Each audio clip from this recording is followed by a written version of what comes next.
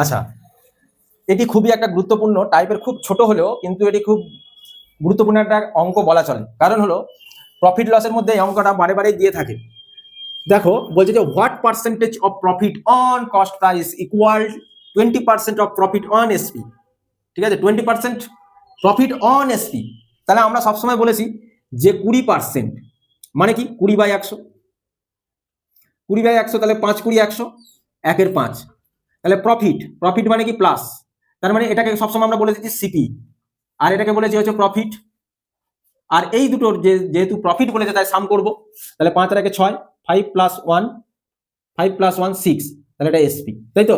কিন্তু এটা অনলি সিপির ক্ষেত্রে যদি কিছু না বলে থাকে, আমাকে এখানে কি বলেছি অন এসপি, তাহলে কিন্তু এখানে সিপি বলা যাবে না, এক্সেপশনাল কেস।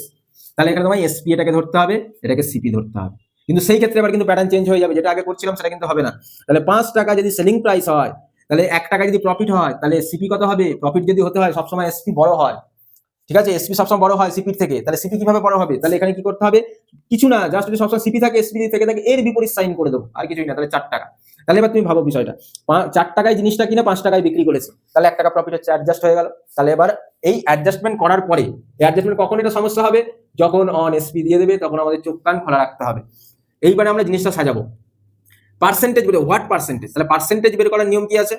তাহলে পার্সেন্টেজ বের করার নিয়ম নিচে থাকে ইনিশিয়াল ভ্যালু। তাহলে ইনিশিয়াল ভ্যালু কি হবে? সবসময় ইনিশিয়াল ভ্যালু 4 হবে, কারণ সিপি সবসময় নিচে থাকে। আর উপরে বলেছে কতটা লাভ কি লস সেটা উপরে, তাহলে 5 - 4 গুণ কি করতে হবে? 100 দিতে হবে, আর একটা পার্সেন্টেজ দিতে হবে।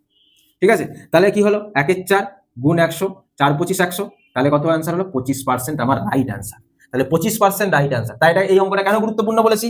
অন এসপি, ঠিক আছে, সেই কারণে এটা 25% অ্যান্সার। তা তোমরা এইভাবে এই অঙ্কটা সহজে ডিল করবে। আর যদি কোনো কিছু না বলে থাকতো তাহলে আমরা এইটা করতাম, মানে জাস্ট আমি এখানে ছোট করে দেখাচ্ছি।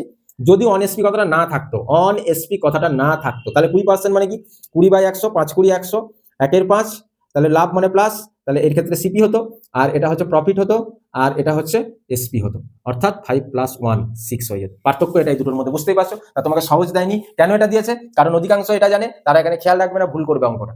ক্লিয়ার? তাহলে এই ধরনের অন এসপি এলে এইভাবে তোমরা কিন্তু ডিল করবে, একটু কমন সেন্স এই জায়গাটা তোমার কাজে লাগাতে হবে।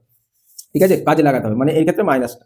ক্লিয়ার? এই ছিল আজকে আমাদের একটা গুরুত্বপূর্ণ, ছোট হলেও কিন্তু এটি খুবই গুরুত্বপূর্ণ, বা এর মধ্যে তোমার কিন্তু ইম্পর্টেন্ট একটা বিষয় রয়ে গেছে, সেটা তোমাদের সামনে উপস্থাপন করলাম। এই ছিল আজকে আমাদের ভিডিও।